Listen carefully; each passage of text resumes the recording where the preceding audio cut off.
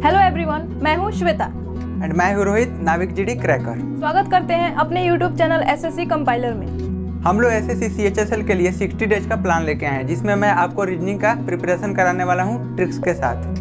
मैं आप सभी को मैथ्स, इंग्लिश एंड जीके का प्रिपरेशन कराने वाली हूँ न्यू कंसेप्ट के साथ। तो सोच क्या रहे हैं, आइए जुड़िए और हम लोगों के साथ प्रिपरेशन कीजिए और सब्सक्राइब कीजिए हमारे यूट्यूब चैनल एसएससी कंपाइलर को। हाय गाइस, आज हम लोग पढ़ने वाले हैं वर्ब के पार्ट 3 को, जिसमें हम लोग देखेंगे कि वर्ब का जो ये फॉर्म्स होती हैं, जो कि 4 फॉर्म्स एक्चुअली हम लोग देखते हैं, लेकिन 5 फॉर्म्स होते हैं। उसके बाद जो कंफ्यूजिंग पेयर होते हैं उसमें जिनके सेम मीनिंग्स होते हैं, और जो नाउन और वर्ब में डिफरेंस होते हैं लेकिन उनका प्रोनाउंसिएशन जो होता है वो सेम होता है, वो सारी चीज़ों को आज हम लोग पढ़ने वाले हैं। लेकिन उससे पहले हम लोग क्या देखते हैं, उससे पहले ग्रामर के पहले हम लोग देखते हैं वोकैब को। तो चलिए पहले वोकैब को कवर कर लेते हैं, उसके बाद फिर ग्रामर के रूल्स की ओर चलेंगे। तो आज मैंने वोकैब में सबसे पहला जो वोकैब लिया हुआ है वो है रूट वर्ड्स। तो रूट वर्ड्स में पहला जो रूट वर्ड है वो है बायो।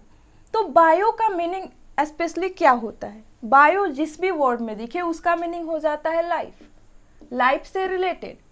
तो इसके लिए मीनिंग, इसके लिए वर्ड क्या क्या हो जाएंगे? बायोस्फीयर। बायोस्फीयर क्या? जैसे कि हमारी अर्थ हो गई, तो अर्थ पे इतने सारे इतनी सारी लाइफ्स रहती है, इसीलिए अर्थ को क्या बोला जाता है? बायोस्फीयर। जहाँ पे मतलब जहाँ पे लिविंग चीज़ें रहती हों, वो जो सरफेस होता है उसे क्या बोलते हैं? बायोस्फीयर। बायोलॉजी, बायोलॉजी हो गया। तो लॉजी मीन्स क्या होता है? विज्ञान, साइंस, यानी किसी का अध्ययन करना। जैसे कि हम लोग जीव जंतुओं का अध्ययन करते हैं। बायो मीन्स स्पेशली जिसमें जीवन हो, लाइफ हो। तो जिस मतलब जो भी हमारा, जैसे कि कोई फैकल्टी हो गया उसमें सिर्फ जीव जंतुओं, ये सारे चीज़ों का अध्ययन किया जाता है। तो ऐसे ही साइंस की एक फैकल्टी है जिसे बायोलॉजी बोलते हैं, तो उसमें जीव जंतुओं की अध्ययन की जाती है। तो ये सारे जिस भी वर्ड में बायो दिखे उसका मतलब हो जाता है लाइफ से रिलेटेड। जो नेक्स्ट मेरा रूट वर्ड है वो है ब्लास्ट या ब्लास्टो। ब्लास्ट या ब्लास्टो, तो इसका मीनिंग हो जाता है सेल। सेल मीन्स कोशिका, जो कि मानव शरीर में सबसे छोटी इकाई होती है। एक ह्यूमन बॉडी की सबसे छोटी इकाई किसे बोलते हैं? कोशिका को। तो ये ब्लास्ट या ब्लास्टो जिस भी वर्ड में दिखे उसका मीनिंग हो जाता है सेल। तो यहाँ पे मैंने वर्ड लिया हुआ है फाइब्रोब्लास्ट। फाइब्रोब्लास्ट यानी वैसा सेल जो कि जुड़ा हुआ हो, जो मतलब सेल जो जुड़ जुड़ के फॉर्म हुआ हो। फाइब्रो मीन्स स्पेशली जो जुड़ी हुई सेल हो, ठीक है। तो फाइब्रोब्लास्ट मीन्स, ब्लास्ट यहाँ पे चूंकि आया हुआ है तो ब्लास्ट का मीनिंग हो जाता है सेल, और फाइब्रो मीन्स जुड़ा हुआ, यानी सेल जो कि जुड़ा जुड़ा हो, ठीक है। उसके बाद नेक्स्ट जो रूट वर्ड है वो है कैप्ट या सेप्ट। कैप्ट या सेप्ट, इसका मीनिंग हो जाता है टेक या होल्ड। किसी भी रुकी हुई चीज़ों को जब हम पकड़ते हैं तो उसे क्या बोलते हैं? उसे बोलते हैं होल्ड। जब रुकी हुई चीज़ों को हम लोग अपने हाथ से पकड़ते हैं तो उसे बोलते हैं होल्ड, यानी थामना। तो कैप्ट या सेप्ट का मीनिंग क्या हो जाता है? टेक या होल्ड। जैसे कि यहाँ पे मैंने वर्ड लिया रिकैप्चर। रिकैप्चर, तो यहाँ पे कैप्ट आया हुआ है, CAPT। ओके, तो कैप्ट का मीनिंग चूंकि होता है टेक या होल्ड, यानी रिकैप्चर मीन्स पुनः किसी को पकड़ना, पुनः किसी चीज़ को पकड़ लेना, यानी रिकैप्चर। जो नेक्स्ट रूट वर्ड है वो है कार्डी या कार्डियो। कार्डी या कार्डियो, तो इसका मीनिंग हो जाता है हार्ट। कार्डी या कार्डियो मीन्स हार्ट। तो इसके लिए जो वर्ड है वो है कार्डियोलॉजिस्ट। कार्डियोलॉजिस्ट जो हृदय के बारे में जांच पड़ताल करे, जो हृदय का अध्ययन करे, उसे क्या बोलते हैं? कार्डियोलॉजिस्ट। और ये वर्ड्स जो हैं ये बायोलॉजी से रिलेटेड ये वर्ड है। और जो रूट वर्ड्स होते हैं वो बहुत सारे एरियाज में हमारी हेल्प करते हैं, जैसे कि one word substitution, synonyms, antonyms, यहाँ तक कि जो बायो वाले, जो साइंस वाले पार्ट होते हैं उसमें जो इंस्ट्रूमेंट्स होते हैं उसमें भी रूट वर्ड्स हमारे बहुत ही हेल्प करते हैं। जैसे कि ये कार्डियोलॉजिस्ट, जैसे कार्डियोग्राम हो गया। कार्डियोग्राम जो कि क्या करता है? हृदय के जो गति होती है उसको, मतलब हृदय के स्पंदन करने की गति को मापता है, कार्डियोग्राम। तो ये क्या है? ये बायोलॉजी से रिलेटेड वर्ड है, कार्डियोग्राम। तो कार्डियो मीन्स हार्ट हो जाएगा, तो जहाँ भी आपको कार्डियो दिखे उसका मीनिंग हार्ट होता है। तो हार्ट से रिलेटेड जो चीज़ें होती हैं, हार्ट से जैसे कि हम लोग स्पंदन को मापते हैं, जो साइंटिस्ट होते हैं जो कि कार्डियोलॉजिस्ट उनको बोला जाता है, तो ये सारे वर्ड्स उसमें उसके द्वारा हम लोग कवर कर सकते हैं। जो नेक्स्ट रूट वर्ड है वो है कार्न या कार्नी। कार्न या कार्नी, इसका मीनिंग हो जाता है फ्लैश, फ्लैश या मीट, यानी मीट स्पेशली जैसे कि हम लोग मांस खाते हैं। ओके, तो कार्न या कार्नी मीन्स फ्लैश या मीट होता है। इसका मैंने वर्ड लिया हुआ है कार्निवोरस, कार्निवोरस। तो कार्नी मीन्स स्पेशली हो जाता है फ्लैश या मीट, ठीक है। तो कार्निवोरस मीन्स मांस खाने वाला, सिर्फ मांस खाने वाला। एक हो जाता है हर्बीवोरस, एक हो जाता है हर्बीवोरस।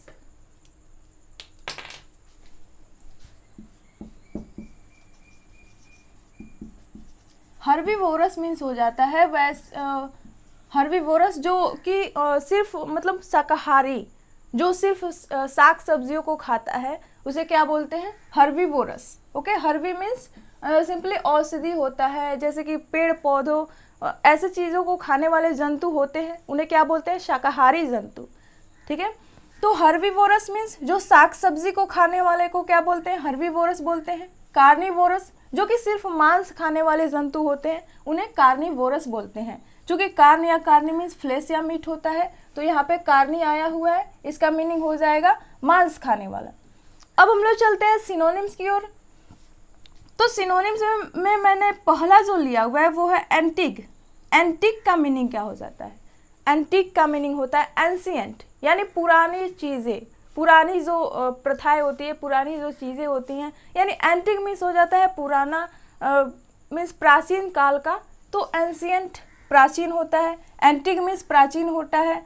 आर्केइक, आर्केइक मैंने आपको बताया था आर्क, आर्क एक आपको मैंने रूट वर्ड बताया था, जिसका मीनिंग हो जाता है एंशिएंट, प्रिमिटिव यानी पहले का। एंशिएंट या प्रिमिटिव मीन्स पहले का। तो यहाँ पे आर्क या आर्केइक, यहाँ पे आर्केइक आया हुआ है, तो ये क्या बताता है कि पुराने जमाने का एंशिएंट चीज़ें, उसे क्या बोलेंगे? आर्केइक, एंशिएंट, एंटीक, ये सारे सिनोनिम्स हो गए। नेक्स्ट जो वर्ड है वो है एनेक्डोट। तो एनेक्डोट का मीनिंग हो जाता है हियर से, जो हम लोग कई बातें सुनते हैं, जो किसी ने कही है और हम लोग उसको सुनते हैं, उसे क्या बोलेंगे? हियर से। स्टोरी, स्टोरी मीन्स कहानी, हम लोग किसी से सुनते हैं, जो कहानी कोई सुनाता है उसे क्या बोलेंगे? स्टोरी। हियर से यानी किसी के द्वारा कही गई बातें जिसे हम लोग सुनते हैं। तो एनेक्डोट मीन्स क्या हो जाएगा? हियर से या स्टोरी। नेक्स्ट जो वर्ड है वो है एनिहिलेशन। एनिहिलेशन का मीनिंग क्या हो जाता है? एनिहिलेट करना, यानी डिस्ट्रक्ट कर देना, किसी चीज़ को बर्बाद कर देना। ओके, तो एनिहिलेशन का मीनिंग हो जाएगा डिस्ट्रक्शन, यानी किसी चीज़ को बर्बाद कर देना टोटली। ओके, तो उसे एनिहिलेशन बोलते हैं। नेक्स्ट जो वर्ड है वो है अपॉलिंग। अपॉलिंग मीन्स क्या, इसका मीनिंग क्या हो जाता है? भयावह, डरावना, टेरिफाइंग, यानी जो कि बहुत ही टेरिफाइंग सिचुएशन हो, अपॉलिंग कंडीशन हो, उसे क्या बोलते हैं? अपॉलिंग मीन्स टेरिफाइंग, भयावह और डरावना, तो इसे अपॉलिंग का सिनोनिम्स हो जाएगा टेरिफाइंग। जो नेक्स्ट वर्ड है वो है अपैरल, APPAREL, अपैरल। तो अपैरल का मीनिंग हो जाता है क्लोथ्स। अपैरल मीन्स क्लोथ्स या गार्ब, गार्ब भी हो जाता है इसका मीनिंग, GARB। क्लोथ्स को हम लोग गार्ब भी बोलते हैं। ओके, तो अपैरल मीन्स क्लोथ्स या गार्ब, तो इसका मीनिंग हो जाएगा अपैरल मीन्स क्लोथ्स या गार्ब। अब हम लोग चलते हैं एंटोनिम्स की तरफ। तो एंटोनिम्स में जो पहला वर्ड है वो है एजाइल। एजाइल मीन्स क्या होता है? एजाइल मीन्स फुर्तीला, एजाइल मीन्स फुर्तीला। तो इसका एंटोनिम्स क्या हो जाएगा? क्लमसी, यानी जो फुर्तीला ना हो, जो कि सुस्त हो, उसे क्या बोलते हैं? क्लमसी, यानी जो कोई भी काम के लायक ना हो, जो काम करने को नहीं चाहता हो, उसे क्या बोलेंगे? क्लमसी बोलेंगे। और एजाइल मीन्स फुर्तीला। जो नेक्स्ट जो वर्ड है वो है एलिविएट। एलिविएट, एलिविएट मीन्स कम कर देना। ओके, एलिविएट मीन्स कम कर देना, किसी भी चीज़ को कम कर देना या उसको शांत कर देना। एलिविएट का एक और मीनिंग होता है किसी चीज़ को शांत कर देना। तो एलिविएट मीन्स कम कर देना, तो इसका एंटोनिम्स क्या हो जाएगा? एग्रेवेट। एलिविएट का एंटोनिम्स एग्रेवेट। एग्रेवेट मीन्स बढ़ाना, किसी भी चीज़ को एम्पलीफाई करना, बढ़ाना उसको, उसे क्या बोलते हैं? एग्रेवेट बोलते हैं। और इसका एंटोनिम क्या हो जाता है? एलिविएट, यानी कम करना उसको, रिड्यूस करना। जो नेक्स्ट वर्ड है वो है अल्ट्रुइस्टिक। अल्ट्रुइस्टिक, तो अल्ट्रुइस्टिक क्या होता है? वो जो सबके बारे में सोचता है उसे क्या बोलते हैं? अल्ट्रुइस्टिक बोलते हैं। जो सबके बारे में सोचता हो उसे अल्ट्रुइस्टिक बोलते हैं। और यह क्या है? ये वन वर्ड सब्स्टिट्यूशन है और ऐसा क्वेश्चंस बहुत बार एग्जाम में पूछे जाते हैं। अल्ट्रुइस्टिक मीन्स जो सबके बारे में सोचता हो। तो इसका एंटोनिम्स क्या हो जाएगा? सेल्फिश, यानी जो खुद के बारे में सोचता हो, जो किसी को मतलब किसी के बारे में जिसके लिए कोई अपने अंदर कोई विचार ना हो, कोई भावनाएं ना हो, कोई फीलिंग्स ना हो, उसे क्या बोलेंगे? सेल्फिश। वो सिर्फ खुद के बारे में सोचता है। तो अल्ट्रुइस्टिक एंटोनिम सेल्फिश। नेक्स्ट जो वर्ड है वो है एनिहिलेट। तो एनिहिलेट का मैंने आपको मीनिंग बताया। एनिहिलेट कंडीशन यानी बहुत ही खराब, मतलब बहुत ही खराब। तो इसका एंटोनिम्स क्या हो जाएगा? कंजर्व। कंजर्व यानी बचाना, अच्छा करना उसको। तो एनिहिलेट मीन्स उसको डिस्ट्रक्ट कर देना, बर्बाद कर देना, उसके कंडीशन को पूरा टोटली खराब कर देना। तो उसका एंटोनिम्स क्या हो जाएगा? कंजर्व, यानी बचाना, उसकी सुरक्षा करना। कंजर्वेटिव चीज़ें होती हैं ना, वैसे। नेक्स्ट जो वर्ड है वो है अटेनेबल। अटेनेबल, अटेनेबल मीन्स जो चीज़ें जो कि रिचेबल हो, जो पहुंचने लायक हो, जिसे मतलब हम लोग प्राप्त कर सकते हैं, जो किया जा सकता है, उसे क्या बोलते हैं? अटेनेबल। तो इसका एंटोनिम्स क्या हो जाएगा? इम्पॉसिबल, जो कि असंभव हो, जो हम लोग जहाँ पे हम लोग रिच नहीं कर सकते, जो चीज़ें हम लोग नहीं कर सकते, उसे क्या बोलेंगे? इम्पॉसिबल। जो नेक्स्ट मैंने लिया हुआ है वो है इडियम्स एंड फ्रेजेस। एंटोनिम्स खत्म हो गया, अब हम लोग चलते हैं इडियम्स एंड फ्रेजेस की तरफ। तो इडियम्स एंड फ्रेजेस में पहला जो है वो है बेटर हाफ। बेटर हाफ, तो बेटर हाफ किसको बोलते हैं?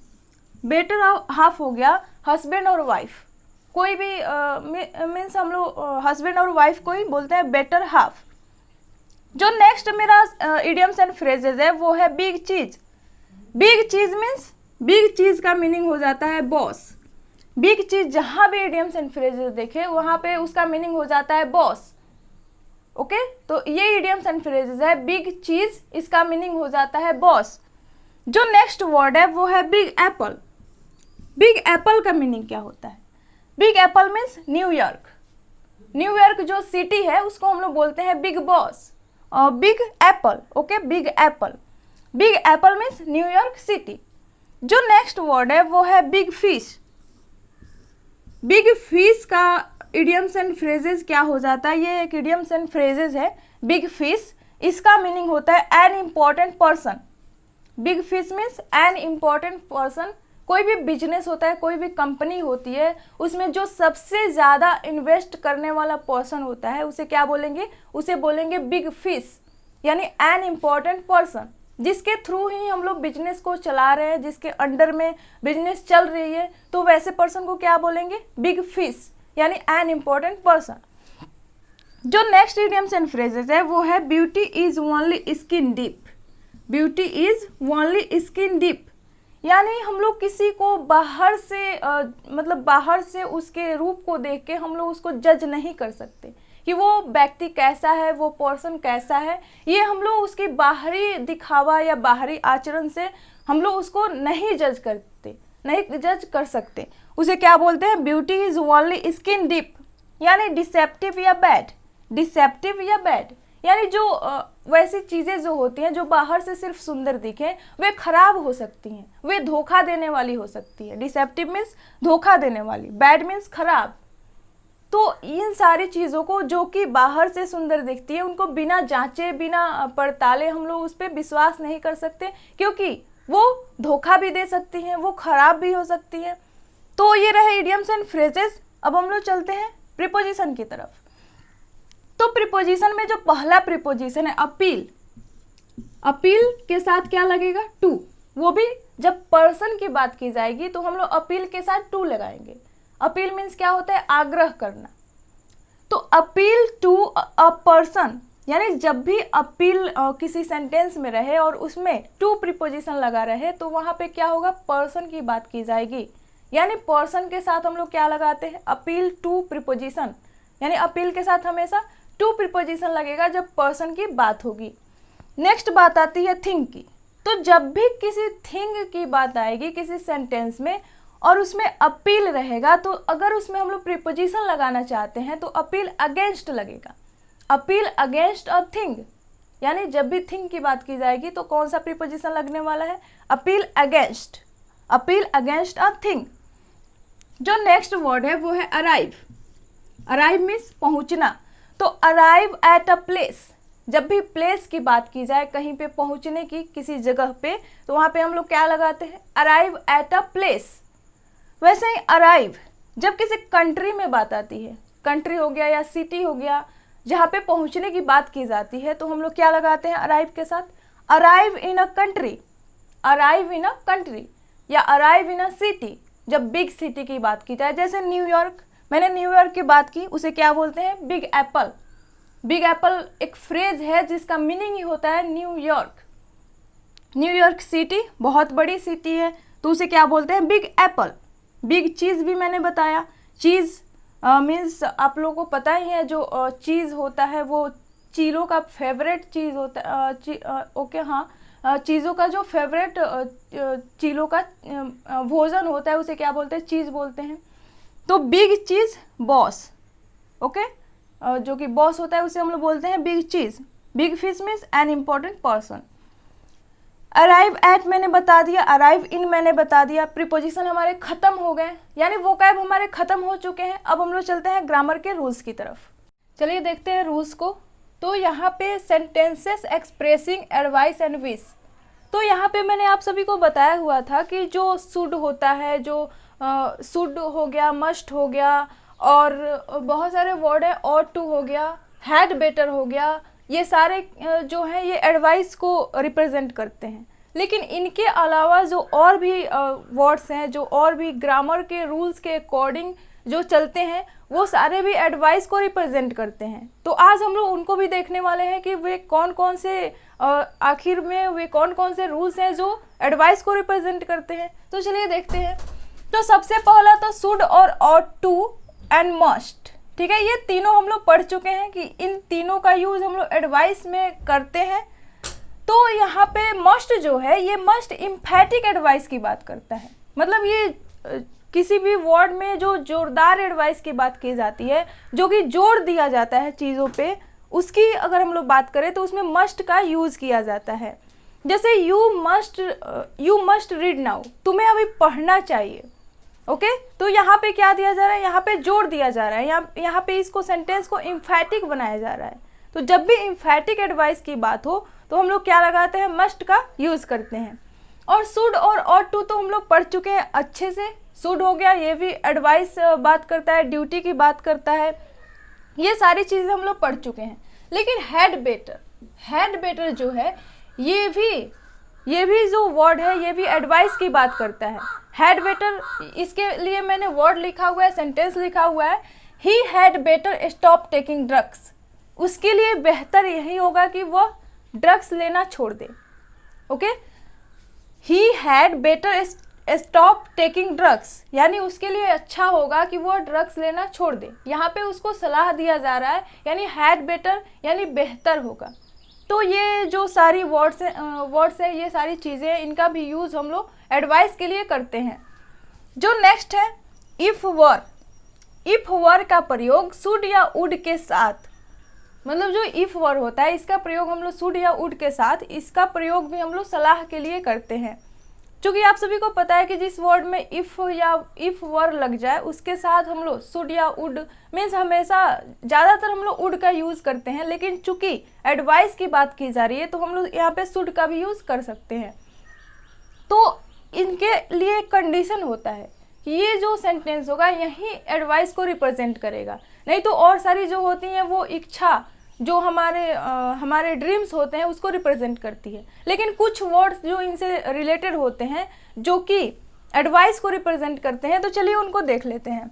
जैसे कि if I were you I would buy this house. यदि मैं तुम्हारे जगह पे होता तो मैं इस घर को खरीद लेता। If I were you I by the house. I would buy this house, यानी मैं तुम्हारे जगह पे होता तो मैं इस हाउस को खरीद लेता, मैं इस घर को खरीद लेता। तो चूंकि इफ वर्ड आया हुआ है, ये कंडीशनल सेंटेंसेस है, तो इसके साथ जो हम लोग वर्ब यूज करते हैं वो होता है मॉडल वर्ब, और मॉडल वर्ब में हम लोग वुड का यूज करते हैं। और शुड का भी, चूंकि एडवाइस वाला सेंटेंस है तो हम लोग कंडीशन के थ्रू शुड का भी यूज कर सकते हैं। एडवाइस की जब बात आती है तो एक और वर्ड यूज होता है जो कि है why don't you. Why don't you, okay, तो इसका जो सेंटेंस हो जाएगा why don't you meet the chairman. तुम चेयरमैन से क्यों नहीं मिलते?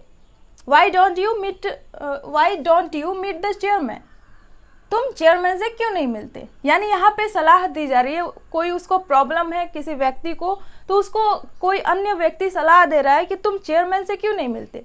यानी वाई डोंट यू हो गया। इफ वर्ड के साथ जो शुड या वुड का यूज होता है, और should, ought to, must, had better, ये सारे जो हैं ये एडवाइस से रिलेटेड होते हैं। यानी ये सारे जो वर्ब्स होते हैं इनसे हमें एडवाइस पता चलती है कि इन चीज़ों से हमें एडवाइस मिलने वाली है। ये सारे जिस भी सेंटेंस में यूज होंगे। नेक्स्ट एक आता है it is time you. It is time you plus past tense. ये जहाँ भी दिखे it is time you plus past tense, इसका भी यूज एडवाइस के लिए ही किया जाता है। It is time you bought a new shirt. यह टाइम है कि तुम नया शर्ट खरीद सकते हो। यही सही समय है कि तुम नया शर्ट खरीद सकते हो। तो it is time you bought a new shirt. ठीक है, तो ये भी जो वर्ड है ये सारे इतने इम्पॉर्टेंट नहीं है, लेकिन ग्रामर के चूँकि रूल्स हैं तो मुझे इसको कराना था। ये स्पॉटिंग एरर के बेस पे ज़्यादा इम्पॉर्टेंट नहीं है, लेकिन जो ये नीचे वाला जो है विश, ये बहुत ही इम्पॉर्टेंट है। ये बहुत ही इम्पॉर्टेंट रोल प्ले करता है हमारे स्पॉटिंग एरर के रोल्स में। तो चलिए इनको देख लेते हैं। यदि विश प्रेजेंट और फ्यूचर टाइम में की गई हो तो विश के साथ क्लॉज में पास्ट टेंस का प्रयोग होता है। विश का यूज अगर हम लोग प्रेजेंट और फ्यूचर टाइम में, यानी जो हमारा शुरू वाला जो क्लॉज होता है प्रिंसिपल क्लॉज जिसको हम लोग बोलते हैं, उसका यूज अगर प्रेजेंट और फ्यूचर टाइम में किया गया हो तो उसके बाद जो क्लॉज आता है, उसके बाद जो हमारा क्लॉज आता है उसमें हम लोग हमेशा वुड का यूज करते हैं। हमेशा उसके साथ मीन्स पास्ट टाइम का ही स्पेशली यूज किया जाता है। ओके, हमेशा पास्ट टाइम का ही यूज किया जाता है। तो यहाँ पे जो एग्जाम्पल हो जाएगा I wish I knew how to operate it, तो यहाँ पे पास्ट टेंस आया हुआ है, तो इसका मतलब हो गया कि मेरी इच्छा है कि मैं इसे, मतलब यहाँ पे स्पेशली हो गया कि I wish I knew how to operate it, यानी काश मैं इसको जान पाता कि कैसे इसको ऑपरेट किया जाता है, लेकिन मैं नहीं जानता हूँ। इसका मीनिंग स्पेशली यही हो गया। जो नेक्स्ट वर्ड है वो है I wish I had known how to operate it. काश मैं इसको चलाने के लिए जानता। यहाँ पे हैड जो आया है ये भी पास्ट परफेक्ट टेंस का कंडीशन है। तो यहाँ भी हम लोग मतलब कुछ भी हो विश के बाद, जहाँ भी विश आ जाए उसके बाद पास्ट टेंस का ही यूज किया जाता है, पास्ट टेंस के ग्रामर का। I wish I had known how to operate it, मेरी काश मैं इसको चलाने के लिए जान पाता या जानता। तो ये हो गया विश यानी इच्छा की बात। इसके साथ हम लोग हमेशा पास्ट के कंडीशन का ही यूज करते हैं। जो नेक्स्ट हो गया वो हो गया आई wish I could help you. काश मैं तुम्हारी मदद कर पाता लेकिन मैं नहीं कर सका। इससे यही मीनिंग निकलता है, जब भी ऐसा वर्ड आ जाए इसका मीनिंग हो जाएगा, इससे मीनिंग जो निकलेगा वो होगा कि मैं नहीं कर पाया, यानी मेरी इच्छा थी कि मैं करूं लेकिन मैं नहीं कर पाया। जो नेक्स्ट आता है वो है इफ ओनली। तो इफ ओनली जो है ये विश को रिप्रेजेंट करता है। इफ ओनली का इसका मीनिंग ही हो जाता है विश, और ये अपने बाद कभी भी दैट नहीं लेता। इफ ओनली कभी भी अपने बाद दैट नहीं लेता। तो if only I knew her address, काश मैं उसका एड्रेस जान पाता, काश मैं उसका एड्रेस जानता। If only I knew her address, if only के बाद यहाँ पे कभी भी दैट नहीं आएगा, नहीं तो ये सेंटेंस रॉन्ग हो जाएगा। जो नेक्स्ट सेंटेंस है वो है if only the train would stop, काश ट्रेन रुक जाती। यहाँ भी हम लोग दैट का यूज नहीं कर सकते इफ ओनली के बाद, क्योंकि ये रूल है। तो सबसे ज़्यादा इंपॉर्टेंट रूल यही था कि यदि विश प्रेजेंट और फ्यूचर टाइम में की गई हो, इसका यूज जो है प्रेजेंट और फ्यूचर टाइम में यूज की गई हो, तो विश के साथ क्लॉज में पास्ट टेंस का प्रयोग किया जाता है। जब भी विश के बाद पास्ट टेंस, वो चाहे वुड हो गया, चाहे कुड हो गया, चाहे हम लोग मतलब सेकेंड वर्ब की जो सेकेंड फॉर्म है उसका यूज़ कर सकते हैं। जो थर्ड फॉर्म है पास्ट परफेक्ट वाला, उसको भी यूज़ कर सकते हैं। लेकिन जब भी वो ये ऐसा मतलब ये कंडीशन कब होगा, जब जो फर्स्ट उसका क्लॉज होता है, जो कि मतलब सेंटेंस की जिससे शुरुआत होती है, प्रिंसिपल क्लॉज जो होता है, वो प्रेजेंट या फ्यूचर टाइम में होना चाहिए। तो चलिए हम लोग देख लेते हैं वर्ब्स के फॉर्म्स के बारे में। चलिए देखते हैं वर्ब्स के फॉर्म्स को। तो जो मेन वर्ब होते हैं उनके 5 फॉर्म्स होते हैं, V1, V2, V3, V4 और V5।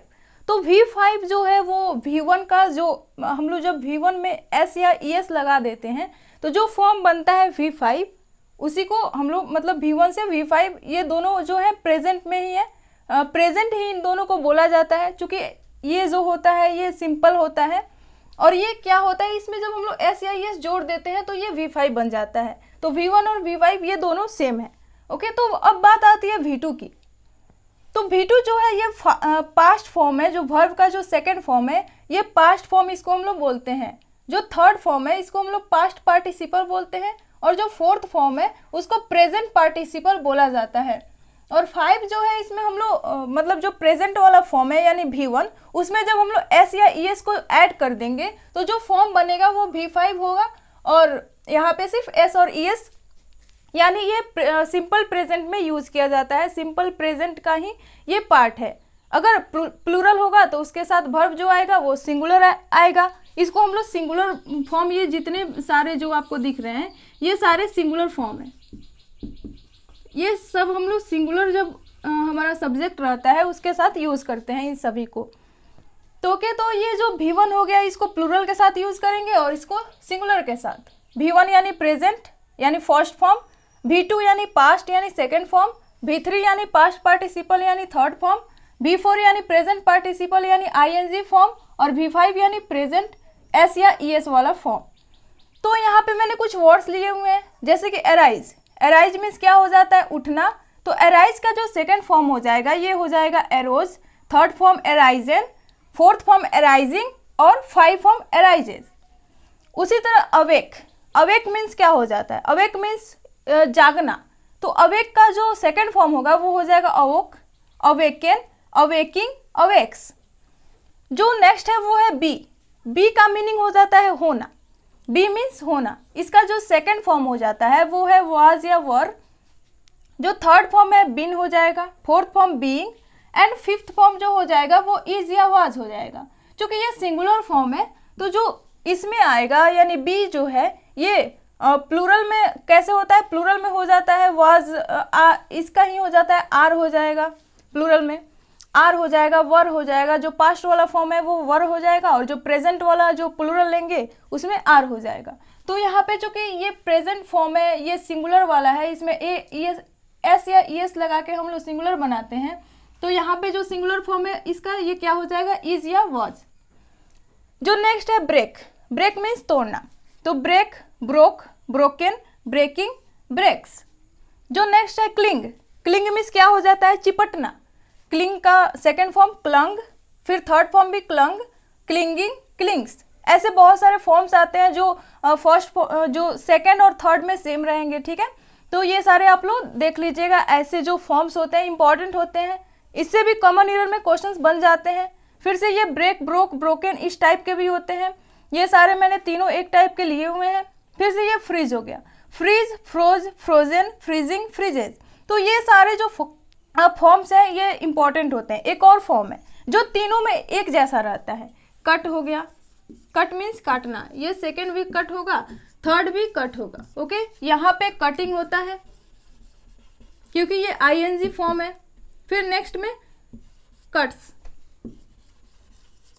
तो ऐसे भी वर्ड्स होते हैं जो सेम टाइप के रहते हैं, जैसे कि पुट हो गया, पुट भी सेम रहता है, PUT, यहाँ भी वही रहेगा, यहाँ भी सेम रहेगा, फिर यहाँ पुटिंग हो जाएगा। तो ये सारे जो फॉर्म्स हैं आप लोग इनको देख लीजिएगा, ठीक है।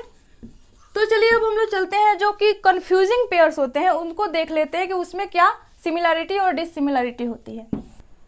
चलिए देखते हैं कन्फ्यूजिंग पेयर्स को कि ये कन्फ्यूजिंग पेयर्स कौन कौन से होते हैं। तो सबसे पहले तो बियर, बियर का जो सेकंड फॉर्म हो जाता है बोर और थर्ड फॉर्म हो जाता है बोर्न। तो जो बोर्न है, ये बियर बोर बोर्न है, इसका मतलब होता है पैदा करना, बियर मीन्स पैदा करना। और एक बियर है जिसका मतलब हो जाता है बर्दाश्त करना, यानी उसको किसी चीज़ को सहन करना, बर्दाश्त करना। तो इसका जो V2 होगा वो तो सेम रहेगा, बियर बोर, लेकिन जो V3 है, जो थर्ड फॉर्म है, इसमें चेंजिंग आ जाती है। इसमें जो बोर्न है इसके लास्ट में ई लग जाता है, लेकिन जो ये वाला बोर्न है इसमें लास्ट में ई नहीं आता। तो ये जो डिफरेंसेस है ये देखने को मिलते हैं हमारे स्पॉटिंग एरर्स में। तो ज़्यादातर क्वेश्चंस जो है स्पॉटिंग एरर्स में ये सारे जो कंफ्यूजिंग पेयर्स हैं इन्हीं से बनते हैं। तो इसको आप लोग पूरा मतलब बहुत अच्छे से इसको तैयारी कीजिएगा। मैंने इतना लिखा हुआ है इसमें, और बाकी जितने भी वर्ड्स हैं मैं उसका PDF आप सभी को दे दूंगी टेलीग्राम चैनल पे, उसका लिंक मैं डिस्क्रिप्शन में भी दे दूंगी। तो चलिए नेक्स्ट देख लेते हैं। तो नेक्स्ट जो है वो है फॉल, फॉल, फेल, फॉलन, इसका मतलब हो जाता है गिरना। इसमें जो कंफ्यूजिंग पेयर है वो वाला है fail, fail, failed, failed. Failed means क्या हो गया, फेल, फेल्ड, फेल्ड मीन्स गिराना, यानी यहाँ पे फॉल मीन्स तो हो गया गिरना, फेल मीन्स गिराना। तो बहुत सारे बच्चे कंफ्यूज हो जाते हैं, वहाँ पे फॉल, फेल, फॉलन दिया रहता है तो वे लोग क्या करते हैं उसी को टिक कर देते हैं। लेकिन जो ये फेल, फेल्ड, फेल्ड है, जो गिराना होता है, ये सारे बहुत से एग्जाम में आ चुके हैं। प्रीवियस ईयर के क्वेश्चंस अगर आप लोग उठा के देखें तो ये सारे क्वेश्चंस बन चुके हैं। स्पेशली ये फेल वाला क्वेश्चन ये बहुत बार रिपीट कर चुका है। तो ये बहुत ही इंपॉर्टेंट पेयर्स है। मैं बार बार इसको बोल रही हूँ। मैं इसका PDF भी दे दूंगी टेलीग्राम चैनल पे, आप लोग वहाँ से डाउनलोड कर लीजिएगा। अभी नेक्स्ट जो है वो है फाइंड। फाइंड का मीनिंग हो जाता है पाना, तो फाइंड, फाउंड, फाउंड। और जो नेक्स्ट वाला आता है फाउंड, फाउंड मीन्स स्थापित करना, फाउंड, फाउंडेड, फाउंडेड। ये भी बहुत इंपॉर्टेंट है, ये भी बहुत बार एग्जाम में पूछ चुका है। तो ये सिंपल है लेकिन इनको याद करना बहुत ही जरूरी है एग्जाम के व्यू से। अब हम लोग नेक्स्ट की तरफ चलते हैं जो कि है verbs confused with verb, noun या एडजेक्टिव। एक ही सेंटेंस मतलब कुछ थोड़े से उसमें अलग मीनिंग, थोड़े से अलग जो उसमें मीनिंग रहते हैं उनसे इनमें डिफरेंसेस पैदा हो जाती है। वो थोड़े से चेंजिंग आने से वे या तो वर्ब हो जाएंगे या एडजेक्टिव हो जाएंगे या मतलब एडवर्ब हो जाएंगे। मतलब एक ही वर्ड है जो थोड़ा सा चेंज कर देने से उनमें चेंजिंग आ जाती है। तो ये भी बहुत इंपॉर्टेंट होते हैं। तो पहला जो मैंने लिया प्रैक्टिस, तो प्रैक्टिस जो है इसमें लास्ट में सी आया हुआ है, इसका मीनिंग हो जाता है अभ्यास। तो ये क्या हो जाएगा, ये नाउन हो जाएगा। जो प्रैक्टिस है यहाँ पे लास्ट में एस ही आ गया, इससे इसका मीनिंग चेंज हो गया। इसका मतलब हो गया अभ्यास करना, यानी ये क्या बन गया, वर्ब बन गया। जिसमें भी करना यानी डू की बात आ जाए वो क्या हो जाता है, वो बन जाता है वर्ब। नेक्स्ट जो है एडवाइस, एडवाइस यहाँ पे सी आया हुआ है। सी जहाँ भी आ जाए उसका मतलब क्या हो गया, नाउन हो गया वो वर्ड। और ये इसका मीनिंग क्या हो गया, सलाह। जो इसका कंफ्यूजिंग पेयर है वो है एडवाइज। यहाँ पे लास्ट में एस ही आ चुका है जो कि वर्ब है, इसका मतलब हो जाता है सलाह देना। नेक्स्ट जो कंफ्यूजिंग पेयर है वो है प्रे। प्रे मीन्स क्या हो जाता है, प्रे मीन्स प्रार्थना करना। जो इसका कंफ्यूजिंग पेयर हो जाएगा वो हो जाएगा PREY, PREY। इसका भी जो प्रोनाउंसिएशन है सेम होता है, इसको भी हम लोग प्रे ही बोलते हैं। लेकिन ये प्रे है, इसका एक मीनिंग हो जाता है जो कि वर्ब है।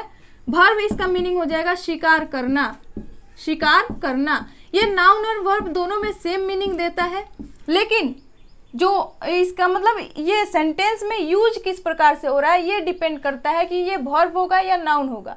जब ऑब्जेक्ट की जगह यूज होगा तो वो नाउन हो जाएगा, और जब सब्जेक्ट के तुरंत बाद यूज होगा तो वो वर्ब हो जाएगा। और मैंने आप सभी को एक चीज़ बताई हुई थी कि जो मतलब ऑब्जेक्ट दो ही जो हमारे पार्ट्स ऑफ स्पीच है हो सकते हैं, वो प्रोनाउन हो सकता है या नाउन हो सकता है। ऑब्जेक्ट हमेशा दो ही चीज हो सकती है, वो या तो प्रोनाउन या तो नाउन। तो ये जब प्रे होगा, जब ऑब्जेक्ट की जगह पे होगा तो उसे क्या बोलेंगे, शिकार, जो कि नाउन होगा, शिकार। लेकिन जब सब्जेक्ट के तुरंत बाद यूज होगा तो क्या हो जाएगा, वर्ब हो जाएगा। तो प्रे का दोनों मीनिंग होता है, एक ही वर्ड से दो मीनिंग निकलते हैं। इसका सेंटेंस के यूज पे डिपेंड करता है। जो नेक्स्ट है वो है वेव। वेव ये दोनों वर्ड होता है, या तो ये नाउन भी होगा या वर्ब भी होगा, ये दोनों हो जाता है, या नाउन या वर्ब। तो वेव मीन्स क्या हो जाएगा, लहर या लहराना। वेव जब नाउन होगा तो लहर, और जब वर्ब होगा तो लहराना। इसका जो कंफ्यूजिंग पेयर है वो भी हो जाएगा वेव। इसका प्रोनाउंसिएशन सेम है, लेकिन इसमें मीनिंग चेंज हो जाता है। इसके मतलब सेंटेंस, इसके जो वर्ड्स होते हैं वे थोड़े डिफरेंट हो जाते हैं। तो वेव मीन्स क्या हो जाता है, छूट देना। तो इसको आप लोग इससे रिलेट कर सकते हैं कि वेव मीन्स लहर या लहराना, और वेव मीन्स छूट देना। यानी लहर वो खुला है, वो फ्री घूमता है, उसके पास लाइबर्टी है। वैसे ही जब वेव हो जाएगा उसका मीनिंग भी छूट देना, उसको लाइबर कर देना। तो ये रहे हमारे कंफ्यूजिंग पेयर के वर्ड्स। ये बहुत ही इंपॉर्टेंट है। मैं इसका पीडीएफ दे दूंगी, और टेलीग्राम चैनल पे आपको इसका पीडीएफ मिल जाएगा, और उसका लिंक डिस्क्रिप्शन में आपको मिल जाएगा। तो आज के लिए इतना ही। अगर आपको वीडियो अच्छी लगी है तो इसको लाइक और शेयर करना ना भूलें, और जुड़े रहें हमारे चैनल एसएससी कंपाइलर के साथ। मिलते हैं नेक्स्ट वीडियो में, तब तक के लिए bye bye and take care.